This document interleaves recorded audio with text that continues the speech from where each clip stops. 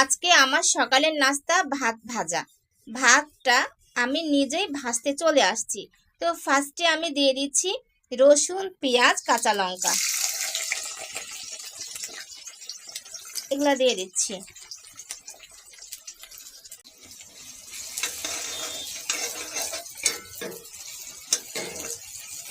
তারপরে সুন্দর করে একটু নাড়াচাড়া করা লাগবে। যখন লাল লাল হয়ে আসবে তখন রাইসটা দিয়ে দিতে হবে।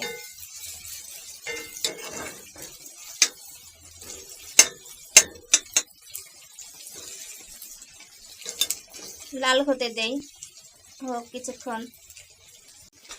এরকম ভাজা হলেই হবে, বেশি লাল করে ফেললে রাইস ভাজার সময় একদম পুড়ে যাবে। এরকম সাদা সাদা একটু থাকবে, ব্যাস। এখন একটু লবণ দিয়ে দিতে হবে। তো আমি এখানে 1 চামচ লবণ দিয়ে দিলাম। তারপরে 1 চামচ হলুদ।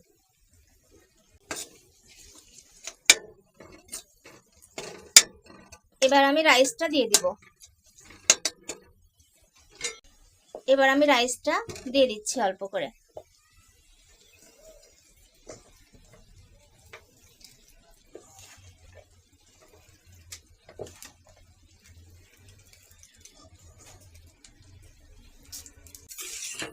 তারপরে রাইসটাকে সুন্দর করে ভাজতে হবে। আমি এখানে ভাজতেছি। আমি কিছু ধনিয়া পাতাও দিয়ে দিচ্ছি। এই যে এখানে ধনিয়া পাতা দিয়ে দিলাম। রাইসটা ধনিয়া পাতা দিয়ে ভাজলে সুন্দর একটা ধনিয়া পাতার ফ্লেভার আসবে। তো আমি দিয়ে দিলাম।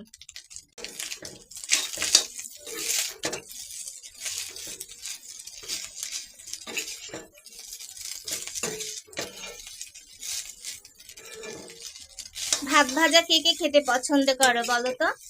আম্মু বলতেছিল কালকে যে আজকে অনেকগুলো রাইস রয়েছে, তাই বলতেছিল। তাই আমি ভাজতেছি, আমি আর আম্মু খাবো। এগুলো আমার জন্য, আম্মুটা ভেজে নিয়েছে। আর আব্বুর জন্য গরম রাইস। আব্বু একটু অসুস্থ, সেই জন্য।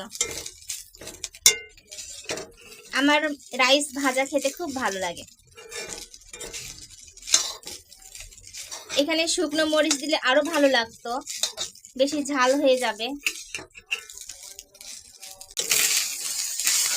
রাইসটাকে অনবরত সুন্দরভাবে ভাজতে হবে। এখানে আমি রাইস ভাজতেছি, ভাজা প্রায় কমপ্লিট হয়ে গেছে।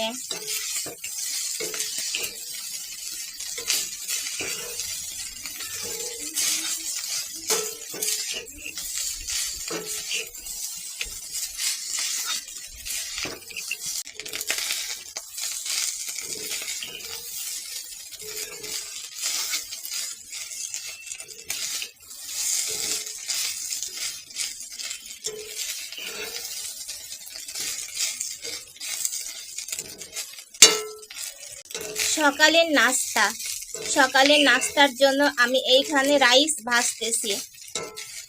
রাইস ভাজা খেতে কে কে পছন্দ করো বলো তো বন্ধুরা? আমার কিন্তু খেতে ভালোই লাগে। এখানে পেঁয়াজ, রসুন, কাঁচা লঙ্কা, ধনিয়া পাতা, হলুদ, লবণ সব কিছু দিয়ে সুন্দর করে রাইসটাকে ভাজা হচ্ছে। ভাজা প্রায় কমপ্লিট হয়ে গেছে। রাইস ভাজা, মাংস ভাজা, ডিম ভাজা হবে।